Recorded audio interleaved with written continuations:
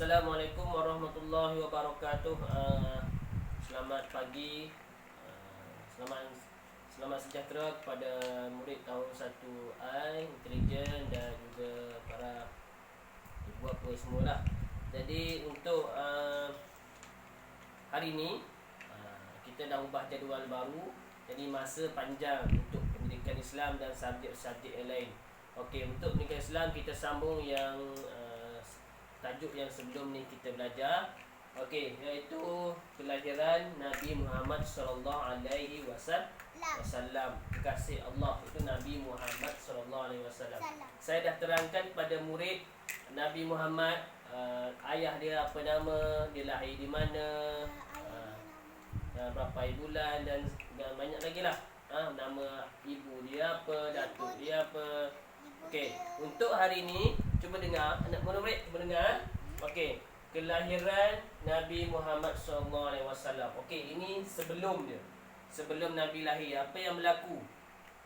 Okey, saya baca berpadukan konteks. Murid tolong dengar dan faham. Nabi Muhammad SAW merupakan seorang anak yatim. Bapanya meninggal dunia ketika baginda masih dalam kandungan. Apabila dilahirkan, datuknya Abdul Muttalib membawa baginda ke Kaabah dan menamakannya Muhammad, bermaksud yang terpuji. Nama itu tidak pernah digunakan dalam masyarakat Arab pada ketika itu.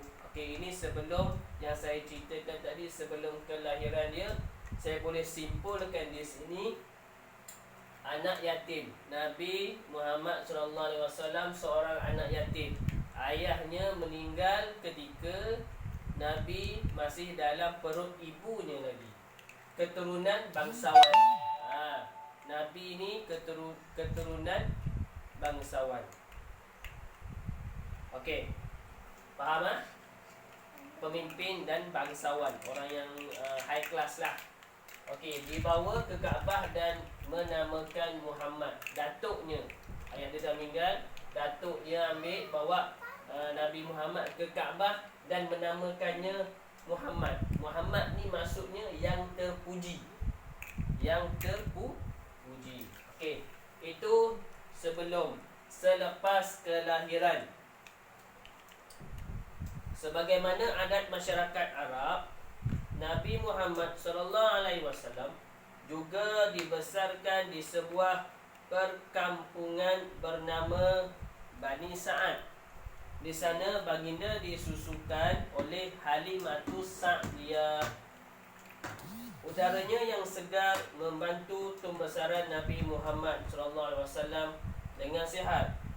Nabi Muhammad SAW merupakan kanak-kanak yang disayangi dan disayangi kerana akhlak baginda yang mulia.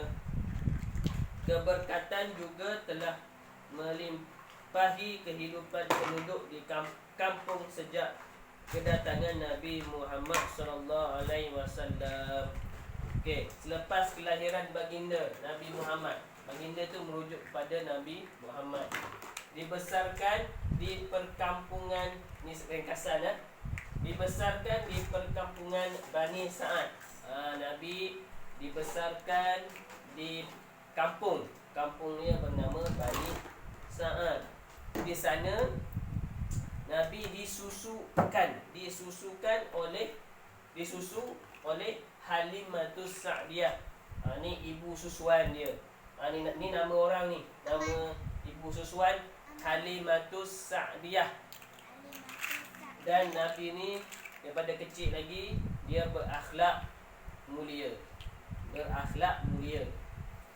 Udara dan budaya hidup sihat tubuh badan dan membentuk jati diri.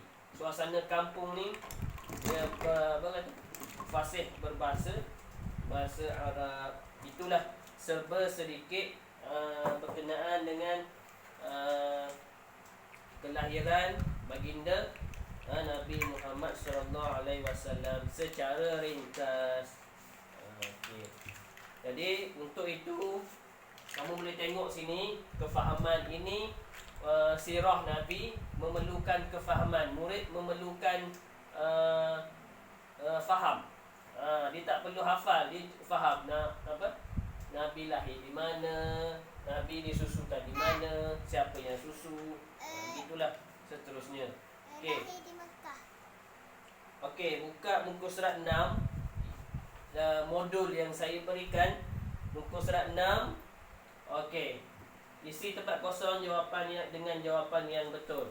Saya nak kamu tulis dalam bentuk jawi ya. Jawi. Jawi. Saya nak jawi. Kalau rajin jawi dan Melayu. Jawi dan Melayu. Kalau rajin lah. Tapi kalau saya lebih minta murid buat jawi jawapan dia. Okey, berakhlak mulia. Saya tengok jawapan terus lah. Berakhlak mulia.